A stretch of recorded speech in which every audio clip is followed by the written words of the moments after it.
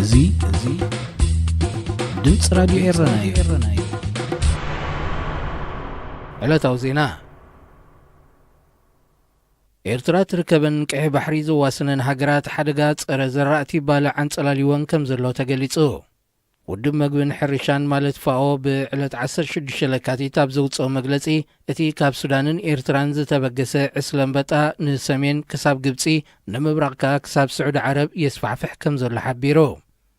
ሓላፊ ክፍሊ ምቁጽጻር ጸረ ባልዕ ፋኦ ኬዝ ክረስማን ብወገኑ እቲ ኣብ ሱዳንን ኤርትራን ኣብ ዝሓለፈ ክራማት ዝሃረመ ማይ ነቲ ዕስለ ክራባሕ ጥጡሕ ባይታ ከም ዝፈጠረሉ ድሕሪ ምግላጽ ኣብዘን ስዕባ 3 ዋርሕ ስጉምትን ተዘይተወሲድሉ ክሳብ ህንድን ፓኪስታንን ከም ዝዝርጋሕ ተሓሳሲቡ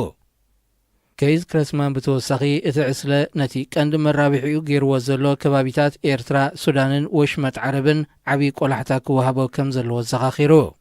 እዚ ተራእዩ ዘሎ ዕስለንበጣ ኣብ ሓደ እዋን ን35,000 ህዝቢ ክቕልብ ዝኽእል ዘራእቲ ብሓንሳብ ስለ ዘጥፍእ ዓብዪ ናይ እኽልን ውሕስነት መግብን ስጋት ምዃኑ ይንገረሉ ብመሰረት መግለጺ ፋኦ ከምዚ ኣብ ኤርትራን ሱዳንን ተራእዩ ዘሎ ዕስለንበጣ ኣብ ምዕራብን ሰሜናዊ ምዕራብን ኣፍሪቃ ብ2003 ከምኡውን 2005 ኣብ ዝተረኣየሉ 29 ሚልዮን ሄክታር ዘራእቲ ብምብራስ ናይ $750 ሚልዮን ክሳራ ስዒቡ እዩ ኢትዮጵያ ምስ ናይ ጅቡቲ ወደብ ዘራኽባ ናይ ቱቦ ጋዝ ክትዝርግሕ ኣብ ስምምዕ ከም ዝተበጽሐ ሽንዋ ሓቢሩ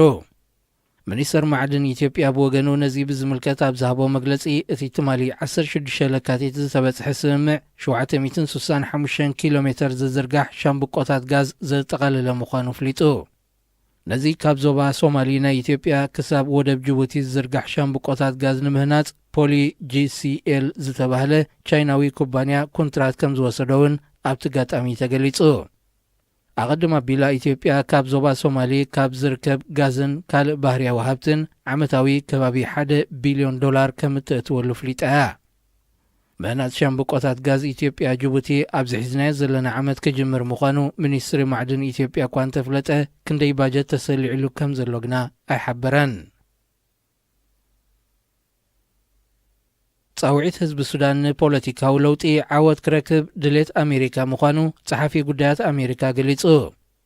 ማይክ ፖምፔዮ ብዕለት 14 ለካቲት ኣብ ዝሃቦ ቃል እዚ ብህዝቢ ሱዳን ተላዒሉ ዘሎ ሕቶ ፖለቲካዊ ለውጢ ግቡእ ምላሽ ረኺቡ ሱዳን ናብ ዝሓሸ ፖለቲካዊ ምሕደራ ክትሰጋገር ድሌት ሃገሩ ምዃኑ ገሊጹ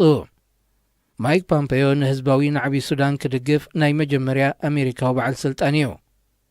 ወሃብ ቃል ናይቲ ብተቃወምቲ ውድባት ቆይሙ ዘሎ ልፍንቲ ያሲር ኣርማን ንደገፍ ጸሓፊ ጉዳያት ኣሜሪካ ብሓጎስ ከም ዝተቐበሎ ድሕሪ ምግላጽ ናይ ካልኦት ሃገራት ሰበስልጣናት ከ ኣሰሩ ብምስዓብ ኣብ ልዕሊ ፕሬዚደንት ኣልበሽር ጸቕጢ ክፈጥሩ ጸዊዑ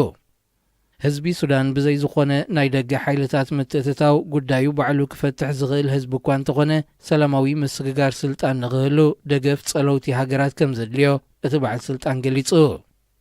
በንጻርቲ ካብ ሓይልታት ጸጥታ ዝወሃብ ዘሎ ጎነጽ ዝተሓወሶ ግብረ ምላሽ እቲ 2 ወርሒ ቁፂሩ ዘሎ ህዝባዊ ተቃውሞ ሱዳን ኣብ ጎደናታት ብምምራሽ ኮፍ ብምባል ኣኼባታት ብምክያድን ካልእ ሜላታትን መዓልታዊ ይቕጽል ከም ዘሎ እዩ ዝግለጽ ክብራት ሰማዕትና ዜና ኣብዚ ተዛዚሙሎ እዚ ድምፂ ራድዮ ኤረናዩ